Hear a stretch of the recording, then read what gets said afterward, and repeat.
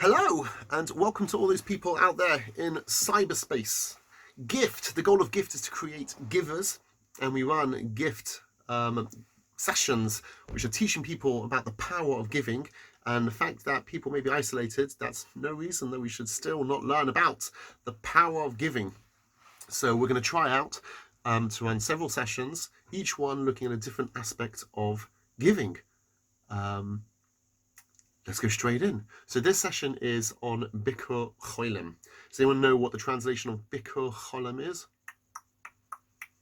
Well, I have no idea if the answer is yes or no, but here we go. So the word Bikur Cholim loosely translates as visiting the sick. Bikur, visiting, Cholim, the sick. But we'll see actually it has a deeper meaning. Okay. Bikur Cholim, actually the word Bikur Levaker, okay, really means actually to investigate the sick.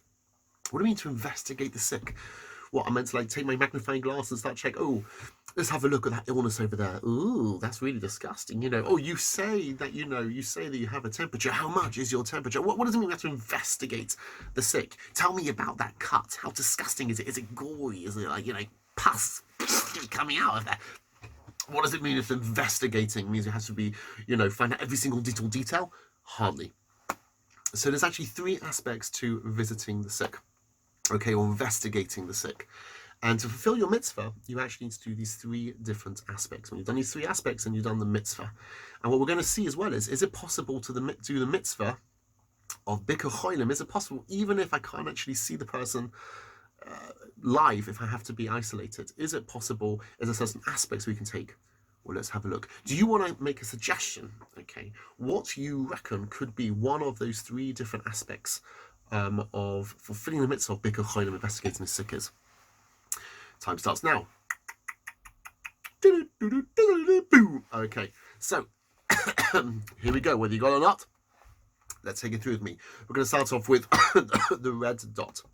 One is to make sure if they are physically well, to be able to help them physically. Is there anything that you can do to help them physically? Do they need some paracetamol? Do they need their pillows fluffed? Do they need to have some chicken soup? Chicken soup is, of course, that's the way, that's the Jewish way to help people get physically better. Is there anything I can do to help them physically? If physically is one, okay, what else is there going to be? Okay, so there's another one which is financially. So thank God for all those in England, we have the NHS, the National Health System, which means you can go and it costs you absolutely nothing and you should be able to get everything you want. That's how it should be. But let's just say someone can't afford medication, or they can't afford something which they need to be able to have an operation or something, God forbid. Then the other part of Bikur Cholim is to investigate, do they have the financial means to be able to help them? So if you see someone who needs help financially, that would be, which means with money, that would be another aspect. So one aspect we're saying is to help them physically. Is there anything physically you can do to be able to help them? Another one would be to be able to help with money. And the last one actually, and this one is sometimes actually forgotten, is to look after also their soul, which means practically to actually daven for them. And believe it or not, there are quite a few commentaries who say that if you actually done part 1 and part 2, you try to help them physically, and you try to help them also with the finance, but you don't actually daven for the person, then you've not actually fulfilled the mitzvah properly of Bikur Cholim. So this is a real essential ingredient. Now, thank God, God is actually, I'll say more than bilingual, trilingual. He understands any single language under the sun. So you don't have to daven in Hebrew. You can do it in English. Now, it's good to be able to get a person's name. Okay, when you get a person's name, whenever we're praying for them, you should actually say their Hebrew name, ideally, plus their mother's name. Okay, so you say the person who's a ben or a bat, son or a daughter of the mother, the Hebrew name. And then you should daven in whatever language you want to be able to say, any language, or you can say into Tehillim in Hebrew, and to be able to daven for the person. So once again, the three parts are, is to be able to help them look after them physically, to help them with money if they need help with that, and also spiritually to be able to daven for them. Another way you can also do that, by the way, is if you learn in their merit. If you can say, I'm going to do extra Torah learning, and this Torah learning is going to be in the merit of this person. I want it to be to help their soul. That too can also go towards them. All right. But what about this one? What about making someone happy? Well, where does that fit in? Does that fit anywhere? Making someone happy, does that help them with financial? Does that help them with money? I don't think so. Does that help them physically? Making someone happy, does that physically help someone? Don't really know about that. Does it help someone spiritually? Because we think when you want to go and visit someone, you want to be able to make them happy. And if you make them happy, that's part of the mitzvah. But where does it fit in? Which part of these three? Let us investigate. Here we go. So there's a Gemara which sounds kind of weird. It says Rabbi Yochanan, it's better to show the whites of your teeth to your friend more than giving them a drink of milk. It's better to smile at your friend than to give them a drink of milk than milk to drink. Why? Why? Imagine you've got a baby who's thirsty, so you're going to go, goo, goo, goo, goo, goo, and that's going to make the baby better? What's going on? Why is it better? Why do you think that it's better to be able to give a smile more than milk? Oh, that's a very good suggestion. Really? Oh, great suggestion as well.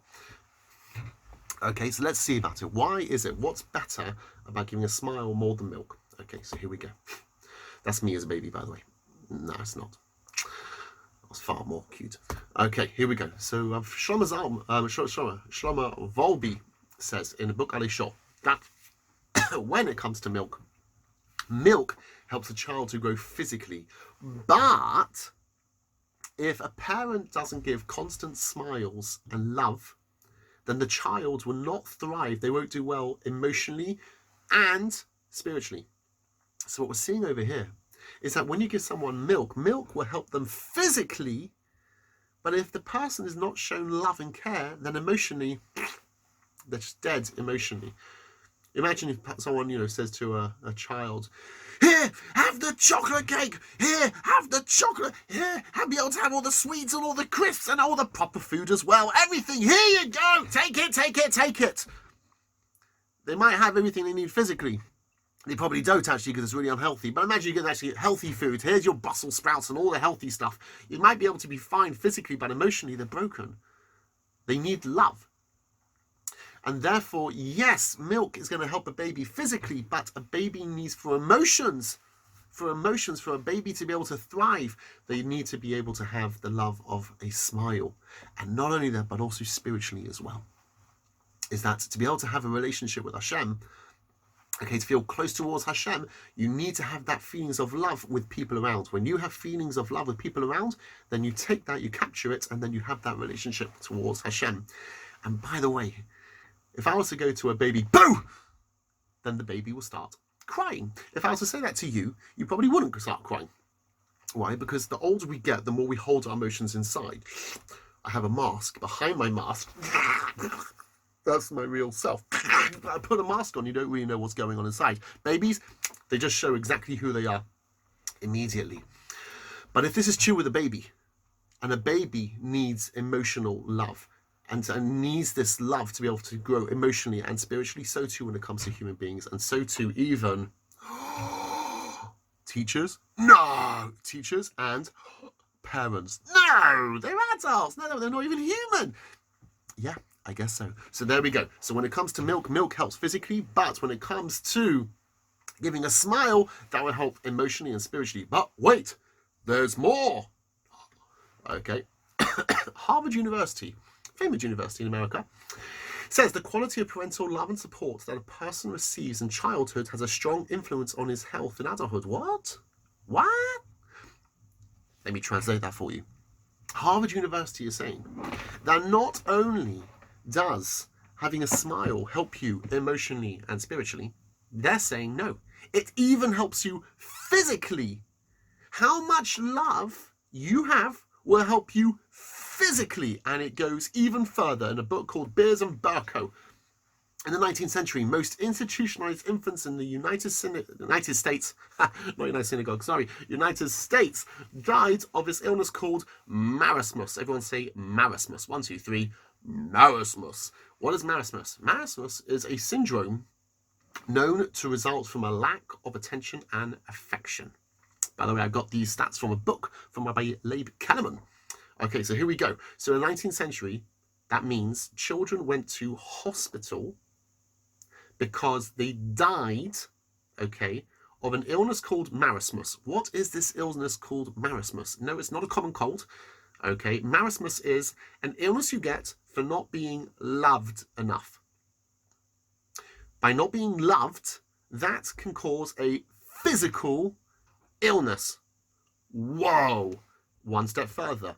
In this book called Montague, 1%, they say that 1% of all children taken to hospitals, even today, have this illness called marasmus, which means not enough love. This is profound. This is massive. What we're trying to say now is that when it comes to smiling, when it comes to making someone feel happy, it's not just a nice thing to do. This is massive. This is absolutely huge. This can even help someone physically. Someone who's not shown enough love can have a real negative effect. In fact, there's studies which have been done, and there were children who were taken away from their parents, and they were looked after in one big group. The whole huge hundreds of kids were looked after by just a few people, like one or two people. No one had their own special parents. And they found that these people came up with emotional problems, but also physical problems, and also actually it stunted their height. They didn't grow to their full height. Now, it doesn't mean everyone who's short is not loved. Let's be clear about that. But what it means is that if you don't get enough kisses and hugs, then you don't grow to the height that is meant to be for your height. So therefore, making someone happy can really, really have an effect. If I want to put in a horrible situation, I'll say that's kind of horrible. But okay, let's carry on with it. Now, there is a Jewish doctor, I'm not sure if he's still alive, and his name is or was Patch Adams. And Patch Adams, he created a hospital called Gesundheit. Right, there we go. His hospital's called Gesundheit. And in the hospital Gesundheit, all the doctors are dressed as clowns. Why? Because they realize the importance of that if you make people happy, it can really help. Now, my sister, who's a doctor, when she was in her first year of university studying for medicine, every single student was told they had to go and watch the film of Patch Adams. Now, this film is not, it's about Patch Adams. It's not Patch Adams himself. There's actors in it, but it's about the life of Patch Adams. I'm going to watch a clip from here showing you the importance of making people smile. Okay, are you ready? Here comes the video clip. Okay. Whoops, let's get to the beginning. Okay.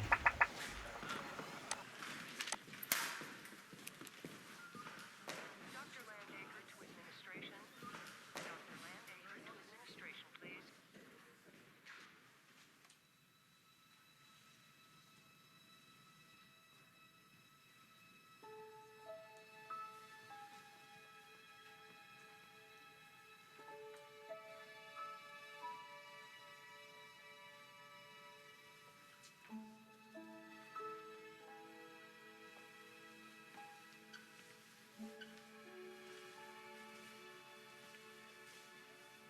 Hi, What's your name? Cameron. Hi, Cameron. I'm Patch.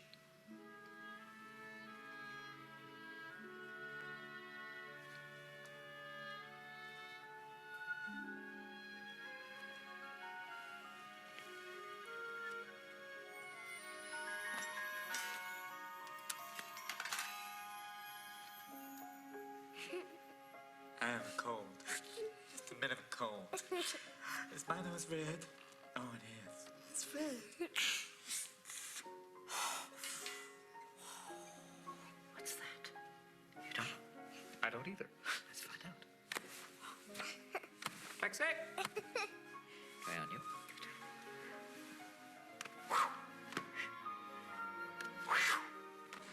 It's working very well.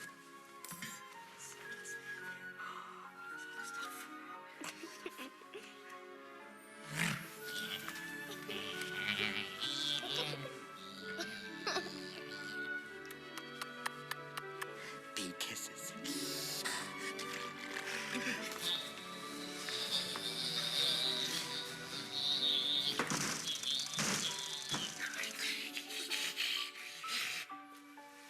Hi. Mind if I sit up?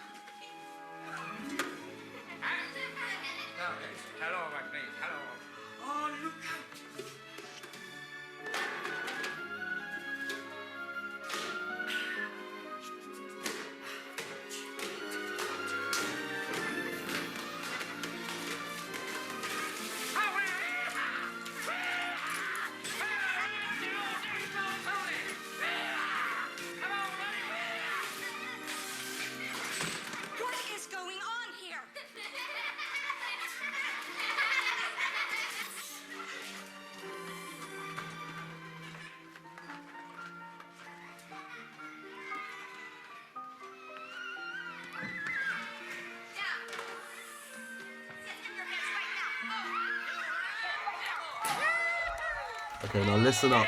Listen to what he's going to say. It's really important, okay? Oh, I surrender. I'll tell you what you want to know. Do you want to tell me what it is you think you're doing?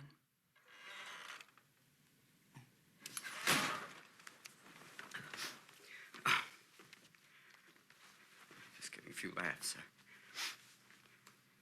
In the American Journal of Medicine, it's found that laughter increases secretion of catecholamines and endorphins, which in turn increases oxygenation of the blood, relaxes the arteries, speeds up the heart, decreases blood pressure, which has a positive effect on all cardiovascular and respiratory ailments, as well as overall increasing the immune system response.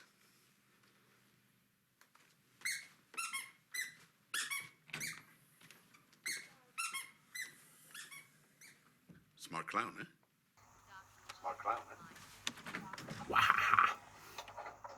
So my sister, when she was in medical school, when she was on the wards, when she became a doctor, in her locker was filled with party hats and red noses, and when she had to take blood from little kids, so there were these stickers called, I think, Puff Power, Puff Girls. I don't know, these like superhero little girls with big eyes or something, and my sister would go up to people, up to the kids, and say, you can pick 2 Puff Girls, and they're looking at it, and as they're looking at the stickers, needle went in, blood taken, they didn't even feel it. Now, there's one country that takes clown doctors very seriously. Do you want to guess which country takes it very serious, clown doctors? Okay, and the answer is Israel. Israel invest in medical clowns, and you can actually get a degree in medical clowning. Now, in Israel, you're not going to waste money. Again, you don't get medical clowns because it's a cute thing to do. You would only invest in it if you really think that this is actually a vital part of medicine, helping people. And in Israel, they really have taken this quite far. Let me show you this clip over here. She's been a performer for over 30 years. She was part of Israel's first guerrilla street theater group. She ended up traveling the world doing clowning before coming back to Israel to get a BA and eventually a master's in medical clowning, which is what she does here at Ziv Medical Center in northern Israel. Medical clowning is, I call it clowning at the service of medicine. The sickness, we have the doctors. They chose to deal with that. I choose to deal with the person. It is seeing the potential of what is positive, what is funny, and work with that. Make that much bigger than the painful side. It tell me 1, 2, 3, 4. Okay. Yes. No. She said 3. Yeah. She said 3. Yeah.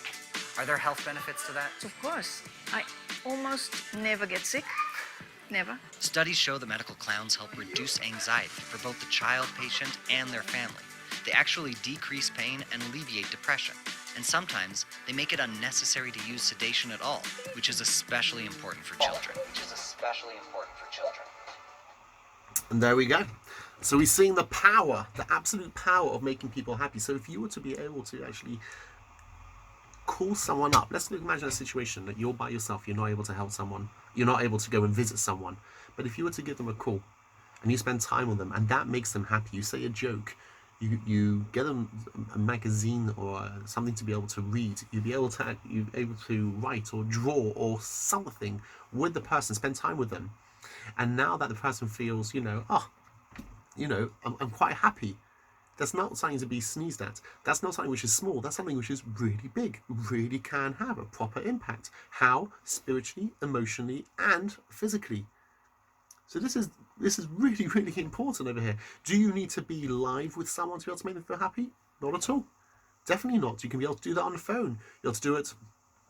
Any ways of communication. So thank God with technology nowadays, there's ways to be able to communicate other than just being in person. And with that, you can help someone. Okay.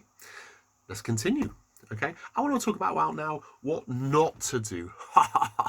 Here's all the things when you're visiting someone or even on the phone, what not to do. Number 1, ta-da! Do not be nosy. Do not be nosy, okay? If the person wants to tell you how they're feeling, then you can tell. Then they will tell you. But don't start probing, So, when you had that fall, like how much pain was it really? Was it real pain or like something? And so, can I see the stitching? It's like, how bad was the stitching? Like, do you have like a whole ladder over there? Is it really like gruesome? Yeah. I'll tell me about it. You know, when you coughed, when you vomited, like, what did you see? It's like, ugh. If they want to tell you, and some people do want to tell you, then fine.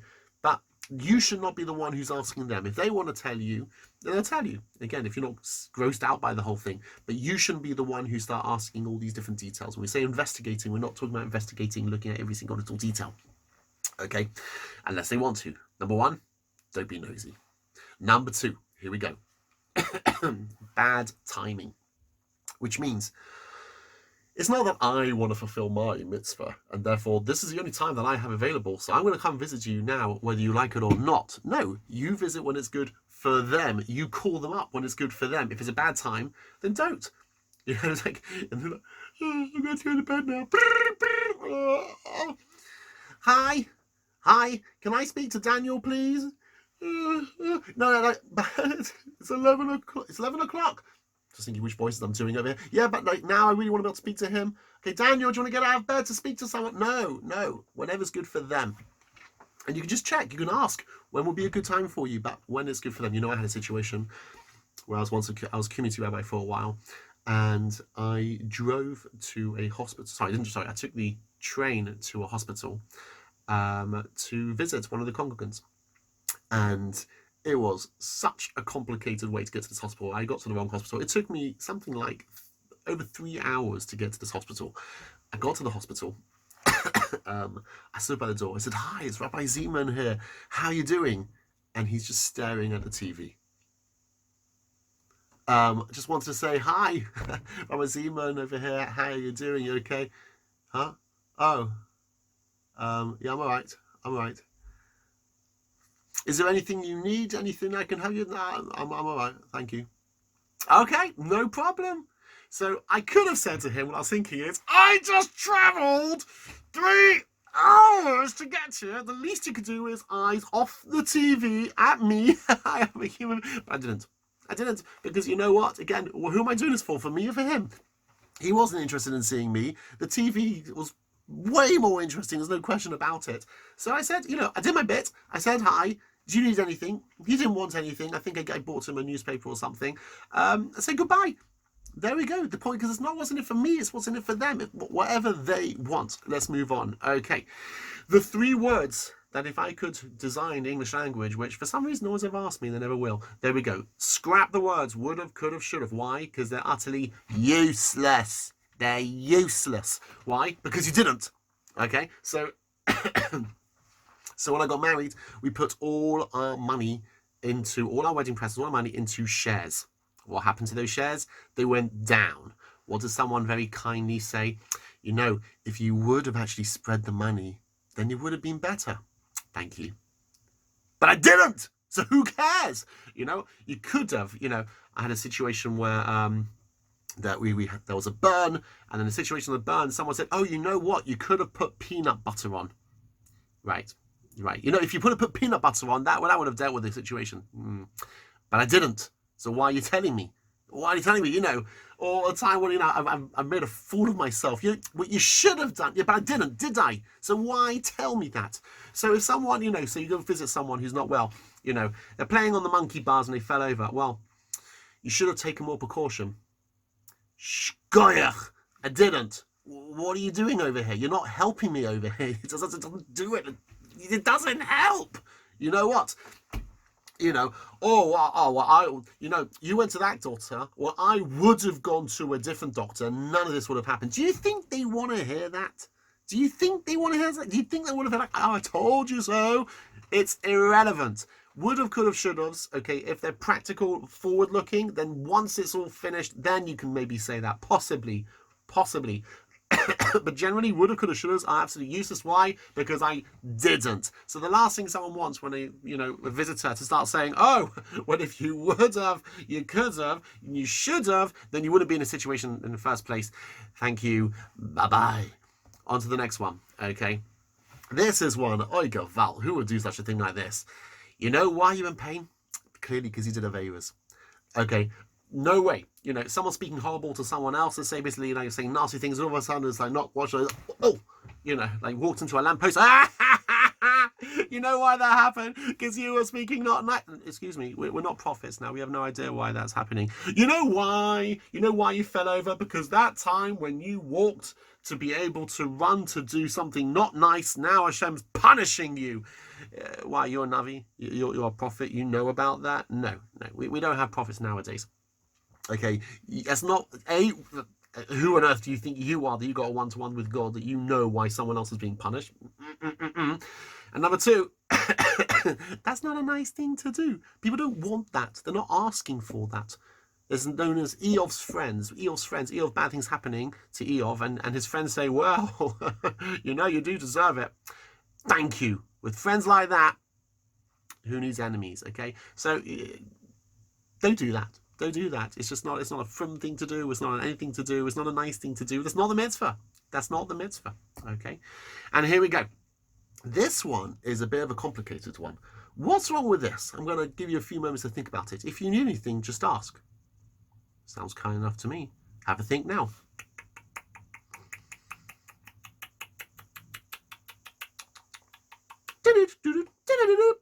Okay, I'll tell you. If you say you need anything, just ask. Are they going to ask? No, they're not going to ask because they have no idea what help you're offering.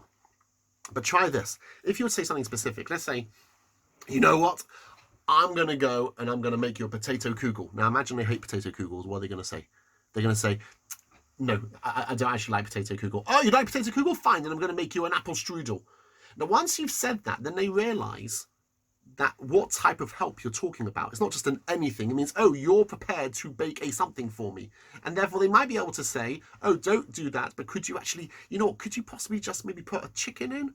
Or is it possible for you to be able to just, not potato kugel, but can you do carrot kugel? They can ask something like that. If you were to say, you know, do you want me to be able to go shopping for you? I'm going to Tesco's, I'm going to Sainsbury's, okay? Do you want me to go and buy something for you? Now that you've said that, let's say they say, well, I don't need anything today, but next week, they know what type of help you're prepared to give. And therefore, they'll say, oh, you mean shopping type help? If you say you need anything, just anything, it's like, I don't know, what does that mean, anything? Can you give me £1 million? No. So I don't know what type of help that really means. And often when you say, if you need anything, just ask, I really mean that. But yet, if it's not specific, then it won't be able to help. So, for example, you say, you know what, I'm going to buy you a Hamodia, you know, I'm going to buy you, there you go, I'm going to buy you a Shpacha magazine. Or whatever. I'm going to buy you a Beano or a Dandy. I'm going to buy you, here's the magazine. I'm going to buy you this magazine. Okay. Now, if they could say, they could say, no, I don't like that magazine, but they wouldn't be embarrassed by saying, could you actually get a different magazine? Because you've already told them what type of help you're prepared to give. Then they'll go and ask for the help. But if you just say, pull whatever you need, then it's not a practical thing. And the amount of times, the amount of times as a community rabbi, when people used to go and visit in a shiva, the amount, non-stop, anything, just ask, you know, anything you need, just ask me. It doesn't do anything. And I hear, and when one person starts saying, hey, do you know actually, do you need help with the kids? I don't mind taking the kids tomorrow.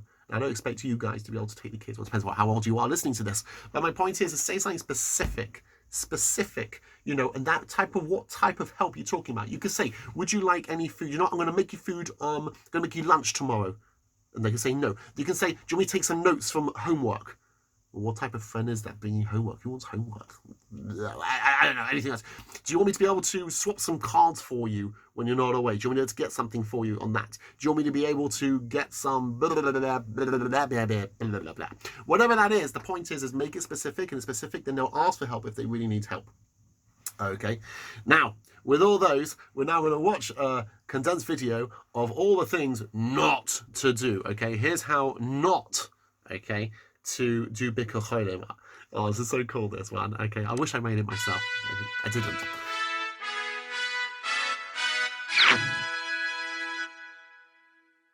I'm just gonna go visit my friend. 1 second, like, really. Oh, okay. Oh, good God!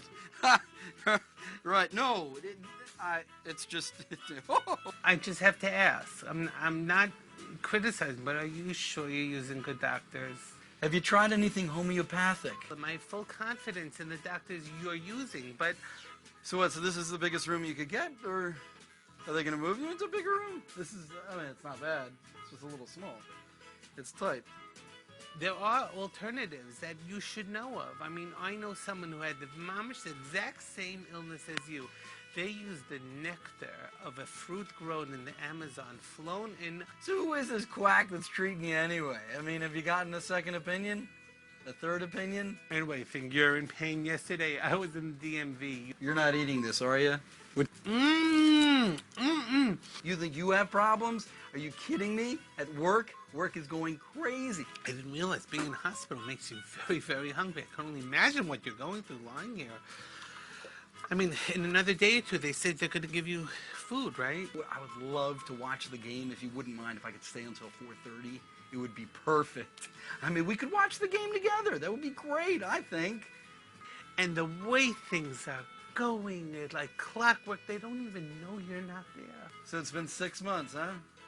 Yeah. You know what? Look, we all have our things. I got to get my foot checked out. I got a little bit of fungus, I think. It's in between the toes. It doesn't feel good. Hey, yeah, do you want anything from the cafeteria, or this is not a good time? Yeah, I could tell that. Yeah, okay, I'll be back. All right, okay.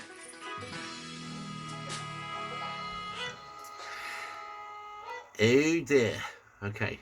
Can you spot inside there any of those things that we mentioned?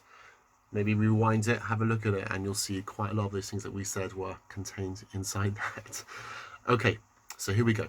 Let's summarize. What we're saying is, let's think about it. We said there's 3 different aspects to be able to come in and give. What are 3 aspects? There is looking after them physically. Okay, we're saying also make sure financially you have enough money. And the last one is spiritually. How can you do spiritually? Which means davening for them. Does Hashem speak any language? Yes. He does speak any language. Hebrew is this special power to Hebrew, but he understands any single language. And when you're davening for someone, you should do their name and their father's name or mother's name. Which one is it? Mother's name. Excellent. And we're saying that making someone happy, that helps them. What was that? That was a spiritual, that was a physical, or both? Both. Physically, emotionally, and spiritually. That is how it actually managed to be able to help people. And also Chazal say as well that if you manage to do the mitzvah properly, you have the potential to be able to take, they say, 1/60th of the illness away. Okay, so when you're davening for someone, when we're visiting, can we visit people physically now? Probably not in the current situation that we are at the moment. I don't know how long this is going to be online, so maybe it will by the time sometime it sees us. But at this moment, no, we can't. But can we be able to make people feel happy? Yes. Now, let me just conclude with this one thing, is that Gift now have these cards. We are making these cards and we're putting these cards online where you can colour in a card and write a message on the back, and we will start sending out those messages to go out to patients in hospitals or in care homes. And if you're able to do that, and again, when you actually make sure, people can see the efforts and you're able to really make sure it looks nice and write a message on the back, the more details the message and the more effort you put in, the more people show that, wow, this is so beautiful. Someone actually made this for me. Oh, that is so touching, and that really can make people feel better. Now, it doesn't have to be with the gift cards. If you have your own ways, if you have, telephone calls, or Skype or Zoom or whatever these different things are, with the parents' permission, to be able to actually just be able to speak to people. I'm telling you, just be able to talk with people has such a huge, huge effect and really, really can make people feel happy. And by doing that, once again, it's not a cute thing to do, but it's a very, very powerful, powerful thing that you can do. If you have any comments, have anything to say, please. I have no idea how you're going to do it. I guess I don't know if this thing's going to be here or there or where. I don't know what, whatever. But just basically let us know how it goes. If you're interested in these, we're happy to be able to make more classes, put more classes up online. And wishing everybody here that you should all be well. The whole of Kleisel should be well. The whole of the world should be well. You should all look after yourselves. And also let them look after other people. Look after other people and give them a smile, because it really, really does help. Over and out. All the best.